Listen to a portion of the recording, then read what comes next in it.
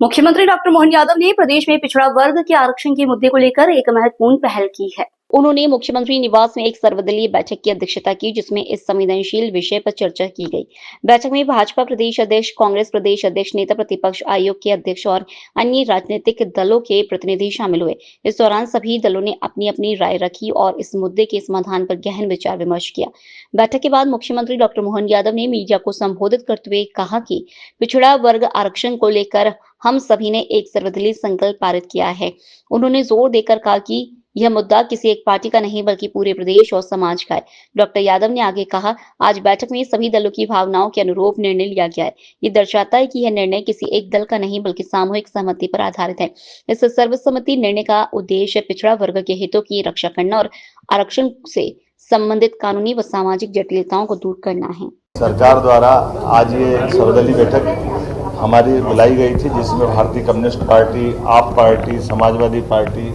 भारतीय Indian Congress, Bharatiya Janata party, हमने सबने मिलकर के हमारे राज्य के ओबीसी वर्ग के आरक्षण को लेकर के जो सुप्रीम कोर्ट में प्रकरण चल रहा है, जैसा कि हम सबकी भावना है, ये चलने वाले कोर्ट के स्टे पर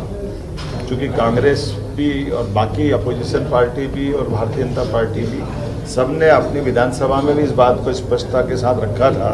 कि 27% आरक्षण देने में हम यूनानिमस तैयार हैं। तो चूँकि कोर्ट में अलग अलग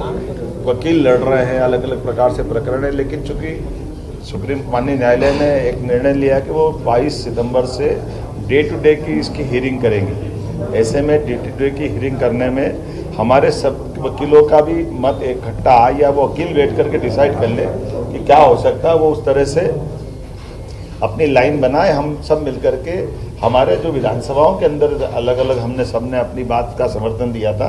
उसी बात के लिए दोबारा आज हम सब बैठे भी हैं और एक सर्वदलीय संकल्प हमने भी पारित किया है, जिसके आधार पर ये ओबीसी आरक्षण देने के लिए एकजुटता